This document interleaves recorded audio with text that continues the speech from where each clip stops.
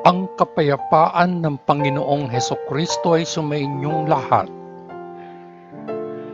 Magandang araw sa inyong lahat, saan mang sulok ng mundo kayo naroroon sa sandaling ito. Ang babasahing mabuting balita sa araw na ito ay pinamagatan kung ipinagkaloob din ng Diyos ang banal na Espiritu sa mga hintil, sino ka para tumutol?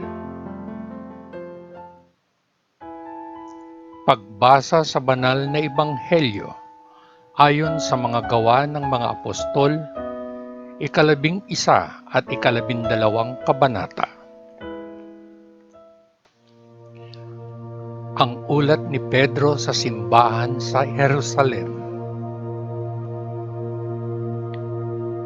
Nabalitaan ng mga apostol at ng mga kapatid sa buong Judea na tinanggap din ng mga hintil ang salita ng Diyos. Kaya't nang si Pedro ay umahon sa Jerusalem, pinuna siya ng mga mananampalatayang tuli at sinabi, "Pumasok ka sa bahay ng mga lalaking hindi tuli at kumain kasama nila." Sinimulan ni Pedro na ipaliwanag sa kanila ang lahat ng eksakto tulad ng nangyari. Ako ay nasa lungsod ng Joppa na nananalangin at sa isang kawalan ng ulirat ay nakakita ako ng isang pangitain. May nakita akong parang isang malaking kumot na ibinababa mula sa langit sa pamamagitan ng 4 na sulok nito at bumaba ito sa kinaroroonan ko. Tiningnan ko ito at nakita ko ang mga hayop sa lupa na may 4 na paa, mababangis na hayop, reptilya at ibon sa himpapawid. Pagkatapos ay narinig ko ang isang boses na nagsasabi sa akin, "Bumangon ka, Pedro, katayin at kainin." Sumagot ako, "Hindi pwede, Panginoon. Wala pang marumi o hindi malinis ang nakapasok sa aking bibig." Ang tinig ay nagsalita mula sa langit sa ikalawang pagkakataon, "Huwag mong tawaging marumi ang anumang bagay na nilinis ng Diyos." Nangyari ito ng 3 beses at pagkatapos ang lahat ay hinilang muli paakyat sa langit. Noon ay huminto sa bahay na aking tinutuluyan ang 3 lalaking ipinadala sa akin mula sa Cesarea.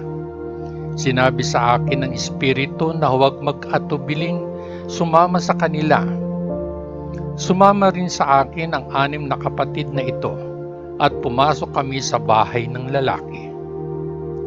Sinabi niya sa amin kung paano niya nakita ang isang anghel na nagpakita sa kanyang bahay at sinabi, "Magsugo ka sa Joppa para kay Simon na tinatawag na Pedro. Siya ay magdadala sa iyo ng isang mensahe kung saan ikaw at ang iyong buong sambahayan ay maliligtas." Nang nagsimula akong magsalita, bumaba sa kanila ang Espiritu Santo, gaya ng siya ay dumating sa amin sa simula.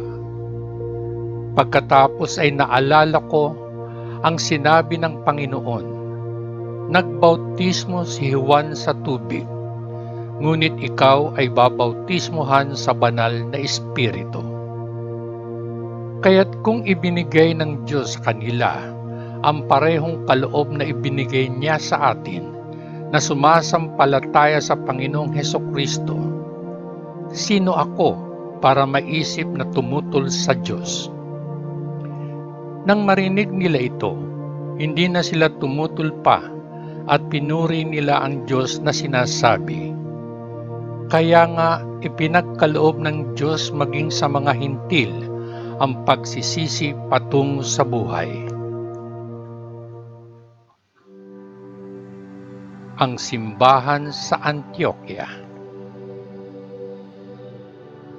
Ngayon, ang mga nangalat dahil sa pag-uusig na may kaugnayan kay Esteban ay naglakbay hanggang sa Phoenicia, Cyprus at Antioquia nagpapahayag ng mensahe sa mga Hudyo lamang.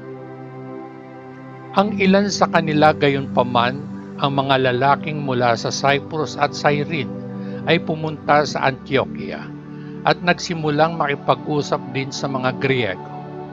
Pinapahayag sa kanila ang mabuting balita tungkol sa Panginoong Hesus. Ang kamay ng Panginoon ay sumakanila at napakaraming tao ang naniwala at nagbalik loob sa Panginoon. Nakarating ang balita tungkol dito sa mga tainga ng iglesia sa Jerusalem at ipinadala nila si Barnabas sa Antioquia. Nang dumating siya at nakita ang katibayan ng biyaya ng Diyos, natuwa siya at hinimok silang lahat na manatiling tapat sa Panginoon ng buong puso. Siya ay isang mabuting tao, puspos ng banal na espiritu at pananampalataya, at napakaraming tao ang nadala sa Panginoon. Pagkatapos, pumunta si Barnabas sa Tarsus upang hanapin si Saul, at nang matagpuan niya siya, dinala niya siya sa Antioquia. Kaya't sa loob ng 1 buong taon, sina Barnabas at Saul ay nakipagpulong sa iglesia at nagturo sa napakaraming tao. Ang mga alagad ay tinawag na mga unang Kristiyano sa Antioquia. Sa panahong ito, bumaba ang ilang propeta mula sa Jerusalem patungong Antioquia. Ang isa sa kanila na nagngangalang Agabus ay tumayo at sa pamamagitan ng Espiritu ay hinulaan na ang isang matinding tagutom ay lalaganap sa buong mundo ng Romano. Nangyari ito noong panahon ng paghahari ni Claudius. Ang mga alagad, bawat isa ayon sa kanyang kakayahan, ay nagpasya na magbigay ng tulong para sa mga kapatid na naninirahan sa Judea. Ginawa nila ito na ipinadala ang kanilang tulong sa mga nakatatanda sa pamamagitan ni Barnabas at Saul. Ang milagrong pagtakas ni Pedro mula sa bilangguan. Sa mga panahong ito, dinakip ni Haring Herodes ang ilang miyembro ng simbahan. Nagbabalak na usigin sila. Ipinapatay niya sa tabak si Santiago, ang kapatid ni Juan. Nang makita niyang ito ay nakalulugod sa mga Hudyo, dinakip din niya si Pedro. Nangyari ito noong pista ng tinapay na walang lebadura. Pagkatapos siyang arestuhin, inilagay niya siya sa bilangguan. Ibinigay siya upang bantayan ng 4 na pangkat ng tig-4 na sundalo. Balak ni Herodes na ilabas siya para sa pampublikong paglilitis pagkatapos ng Paskwa. Kaya't si Pedro ay ipiniit sa bilangguan, ngunit ang simbahan ay taimtim na nananalangin sa Diyos para sa kanya. Noong gabi bago siya dalhin ni Herodes sa paglilitis, si Pedro ay natutulog sa pagitan ng 2 kawal na nakagapos ng 2 tanikala, at ang mga bantay ay nagbabantay sa pasukan. Biglang nagpakita ang isang anghel ng Panginoon at isang liwanag ang sumikat sa selda. Tinapik niya si Pedro sa tagiliran at ginising siya. "Bilisan mo, bumangon ka," sabi niya. At nakalag ang mga tanikala sa mga pulso ni Pedro. Pagkatapos ay sinabi sa kanya ng anghel, "Isuot mo ang iyong mga damit at sandalyas." At ginawa iyon ni Pedro. "Isuot mo ang iyong balabal at sumunod ka sa akin," ang sabi sa kanya ng anghel. Sinundan siya ni Pedro palabas ng bilangguan, ngunit wala siyang ideya na ang ginagawa ng anghel ay totoong nangyayari. Akala niya nakakakita siya ng pangitain. Nilampasan nila ang una at 2 bantay – at dumating sila sa pintuang bakal na patungo sa lungsod. Ito ay nagbukas para sa kanila ng mag-isa at dinaanan nila ito. Nang makalakad na sila sa kahabaan ng isang kalye, bigla siyang iniwan ng anghel. Pagkatapos ay nagbalik sa kanyang sarili si Pedro at sinabi, "Ngayon alam ko nang walang pag-alinlangan na ang Panginoon ay nagpadala ng kanyang anghel at iniligtas ako mula sa mga kamay ni Herodes at mula sa lahat ng inaasahan ng mga Hudyo." Nang mapag-isipan na niya ito, pumunta siya sa bahay ni Maria na ina ni Juan, na tinatawag ding Marcos, kung saan nagtipon ang maraming tao at nananalangin. Kumatok si Pedro sa panlabas na pasukan at lumapit ang isang katulong na babae na nagngangalang Roda upang sagutin ang pinto. Nang makilala niya ang boses ni Pedro, sa sobrang tuwa niya ay tumakbo siya pabalik nang hindi ito pinagbuksan at napabulalas. Si Pedro ay nasa pintuan. "Nasisiraan ka ng bait," sabi nila sa kanya.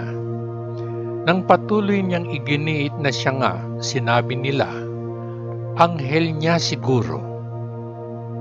Ngunit si Pedro ay patuloy na kumakatok, at nang buksan nila ang pinto at makita siya, sila ay namangha. Sinenyasan sila ni Pedro sa pamamagitan ng kanyang kamay na tumahimik at inilarawan kung paano siya inilabas ng Panginoon mula sa bilangguan. "Sabihin ninyo ito kay Santiago at sa mga kapatid," sabi niya. Tapos umalis na siya para magpunta sa ibang lugar. Kinaumagahan, hindi naging maliit na kaguluhan para sa mga kawal kung ano ang nangyari kay Pedro. Pagkatapos ng masugid na paghahanap ni Herodes sa kanya at hindi siya nasumpungan, sinuri niya ang mga gwardya at iniutos na sila ay patayin. Pagkatapos, umalis si Herodes mula sa Judea patungong Cesarea at nanatili roon ng ilang sandali. Ang kamatayan ni Herodes. Siya ay may hindi pagkakaunawaan sa mga tao ng Tiro at Sidon. Sila ngayon ay nagsama-sama at naghahangad ng pakikipagharap sa kanya. Nang makuha ang suporta ni Blastus, isang pinagkakatiwalaang personal na lingkod ng hari, humingi sila ng kapayapaan dahil umaasa sila sa bansa ng hari para sa kanilang panustos na pagkain. Sa takdang araw ni Herodes, suot ang kanyang maharlikang damit, umupo sa kanyang trono at nagbigay ng pampublikong talumpati sa mga tao. "Hindi tao ang nagsasalita kundi isang Diyos," sigaw nila. Kaagad dahil hindi nagpuri si Herodes sa Diyos, sinaktan siya ng isang anghel ng Panginoon at siya ay kinain ng mga uod at namatay. Samantala, ang salita ng Diyos ay patuloy na lumaganap at lumago. Nang matapos ni Barnabas at Saul ang kanilang misyon, bumalik sila mula sa Jerusalem. Isinama nila si Juan na tinatawag ding Marcos. Ang mabuting balita ng ating Panginoon. Salamat sa Diyos Ama sa langit. Sa ngalan ng Panginoong Hesukristo na ating manunubos. Amen. Amen. Amen. Peace.